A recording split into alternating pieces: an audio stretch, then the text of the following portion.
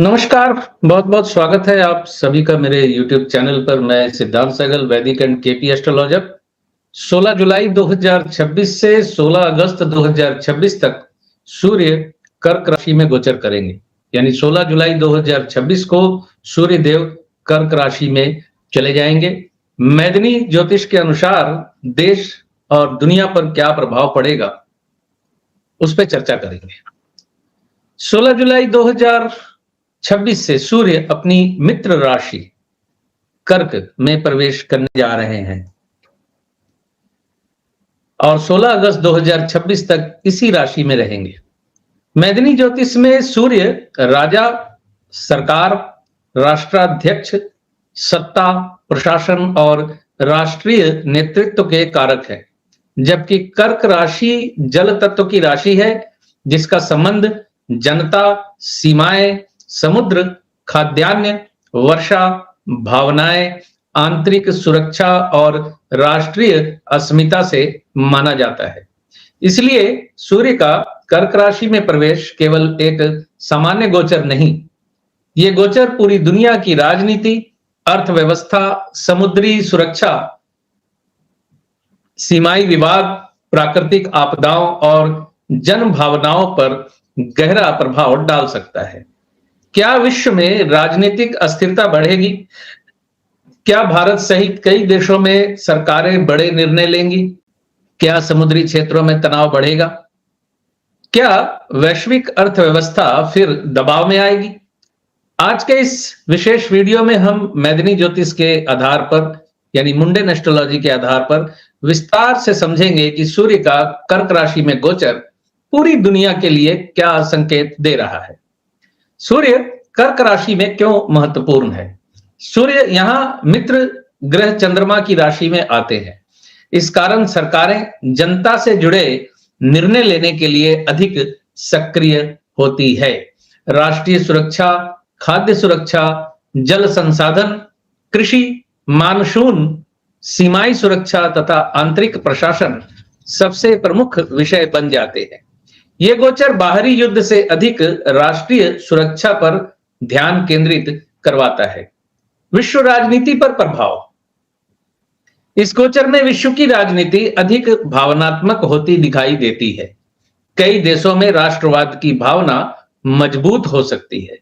सरकारें जनता को ध्यान में रखकर बड़े आर्थिक या सामाजिक निर्णय ले सकते हैं। कुछ देशों में विपक्ष सरकार पर दबाव बढ़ाएगा। कहीं चुनावी माहौल गर्म हो सकता है, तो कहीं सरकारें लोकप्रिय योजनाओं की घोषणा कर सकती है। भारत पर प्रभाव। भारत के लिए यह गोचर महत्वपूर्ण दिखाई देता है। राष्ट्रीय सुरक्षा, सीमाओं और आर्थिक विकास से जुड़े कुछ बड़े निर्णय ले सकती है। रक्षा क्षेत्र में नई घोषणाएं संभव है। सीमा सुरक्षा को और मजबूत करने की दिशा में कदम उठ सकते हैं। कृषि, सिंचाई, जल प्रबंधन और ग्रामीण विकास से संबंधित योजनाएं चर्चा में आ सकती हैं। कुछ महत्वपूर्ण सरकारी परियोजनाओं की शुरुआत भी संभव है। पड़ोसी देशों के साथ संबंध। कर्क राशि सीमाओं का प्रतिनिधित्व करती है, इसलिए भारत के पड़ोसी देशों के साथ कूटनीतिक गतिविधियां तेज हो सकती हैं। वार्ता भी होगी, तनाव भी रहेगा, लेकिन अधिकांश विवाद बातचीत के माध्यम से सुलझाने का प्रयास किया जाएगा। समुद्री क्षेत्रों में तनाव। कर्क राशि का संबंध समुद्र से है। इस दौरान समुद्री सीमाओं को लेकर विवाद बढ़ सकते हैं। हिंद महासागर, दक्षिण चीन सागर, फारस की खाड़ी और लाल सागर एक बार फिर वैश्विक समाचारों में रह सकते हैं। नौसेना की गतिविधियां बढ़ सकती है। कई देश अपने समुद्री हितों की रक्षा के लिए नए कदम उठा सकते हैं। प्राकृतिक आपदाएं। जल तत्व की राशि होने के कारण वर्षा असामान्य हो सकती है। कुछ देशों में अत्यधिक वर्षा, कुछ क्षेत्रों में बाढ़, कहीं भूस्खलन, कहीं समुद्री तूफान।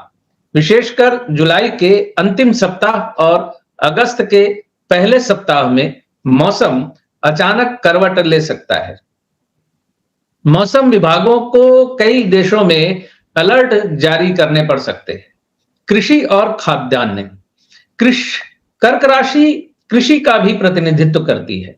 यदि मानसून सामान्य रहा तो कृषि क्षेत्र को लाभ मिलेगा, लेकिन जहां अत्यधिक वर्षा होगी वहां फसलों को नुकसान संभव है।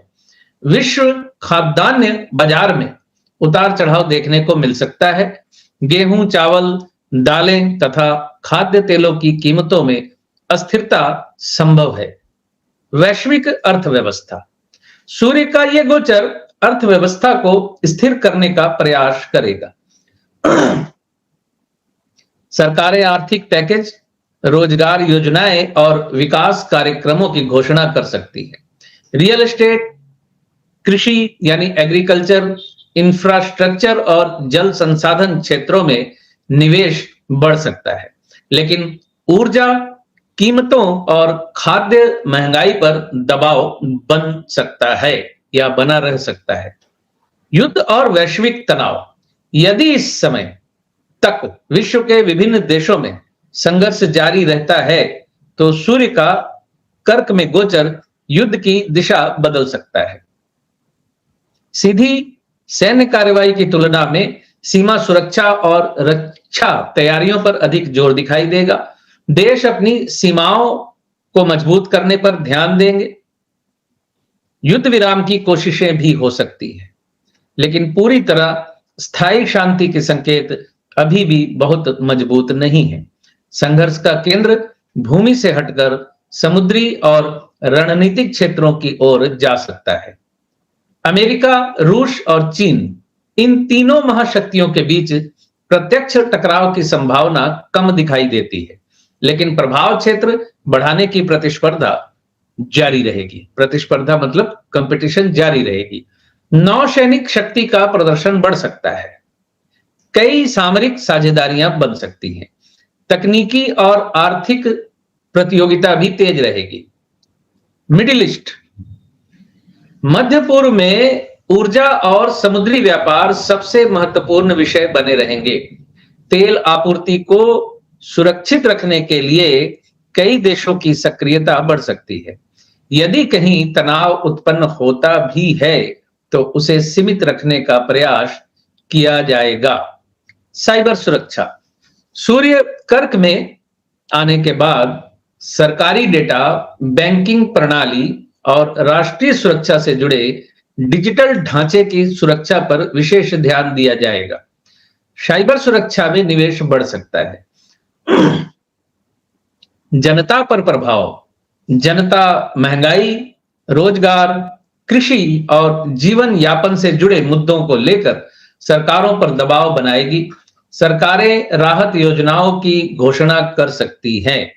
कुछ देशों में सामाजिक आंदोलनों की संभावना भी बन सकती है। अगस्त 2026 तक जिन विभिन्न चीजों पर सबसे ज्यादा प्रभाव पड़ेगा उनमें पहली है राजनीति और सरकार, दूसरी सीमा सुरक्षा, तीसरी कृषि और मानसून, चौथी समुद्री व्यापार, पांचवी वैश्विक अर्थव्यवस्था और छठी खाद्यान्न और महंगाई। मैदिनी ज्योतिष के अनुसार सूर्य का कर्क राशि में गोचर दुनिया को आक्रामक युद्ध से अधिक राष्ट्रीय सुरक्षा और जन कल्याण की दिशा में ले जाता दिखाई देता है। ये गोचर सरकारों को जनता के प्रति अधिक उत्तरदायी बनाएगा। रक्षा और विकास दोनों समानांतर चलते दिखाई देंगे। जहां एक ओर सीमाई सुरक्षा मजबूत होगी, वहीं दूसरी ओर आर्थिक और कृषि सुधारों पर भी विशेष ध्यान दिया जाएगा। विश्व स्तर पर समुद्री रणनीति, मानसून, खाद्यान्न और राष्ट्रीय सुरक्षा इस अवधि के सबसे बड़े विषय रहेंगे। तो ये था सूर्य के कर्क राशि में गोचर का मैदिनी ज्योतिष के अनुसार यानी मुंडेन एस्ट्रोलॉजी के अनुसार विश्लेषण। क्या आपको लगता है कि जुलाई से अगस्त 2026 के बीच दुनिया अधिक स्थिर होगी या नए भू राजनीतिक यानी जियोपॉलिटिकल तनाव सामने आएंगे? अपनी राय कमेंट बॉक्स में लिखिए। यदि आपको ग्रहों के गोचर, मैदिनी ज्योतिष, विश्व राजनीति और भविष्य की घटनाओं का गहन एवं तार्किक विश्लेषण पसंद आता है तो वीडियो को लाइक करें, चैनल को सब्सक्राइब करें और बेल आइकन भी दबा दें। फिर मिलेंगे एक और महत्वपूर्ण ज्योतिष विश्लेषण के साथ, और अगले वीडियो में मैं सूर्य के कर्क राशि में गोचर का फल मेष से लेकर मीन राशि तक क्या पड़ने वाला है उसका विश्लेषण दूंगा। पहले मेष से कन्या तक, उसके बाद तुला से मीन राशि का विश्लेषण आपको मैं अगले वीडियोस में दूंगा। आज नहीं तो कल दे रहा हूं। तो बहुत बहुत धन्यवाद आप सभी का।